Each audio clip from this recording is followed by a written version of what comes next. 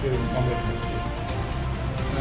রাজেশ ঘোষ আমাদের কাছে একটা কমপ্লেন করেন যে গত 24 তারিখ তাকে সোশ্যাল মিডিয়াতে আসামির নামে লোকের বিরুদ্ধে কমপ্লেন করে যে সোশ্যাল মিডিয়াতে তার ছবি বিকৃত করে সোশ্যাল মিডিয়াতে আপলোড করে দিয়েছে।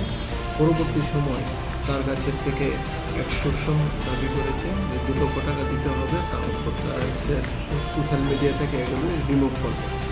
এবং গতকালকে গত 25 তারিখ ওই আসামি যার নামে কমপ্লেন করেছে সে তার গাড়ি নিয়ে তাকে মারার জন্য সায়েন্স সিটির কাছে অ্যাটেম্প নিয়েছিল।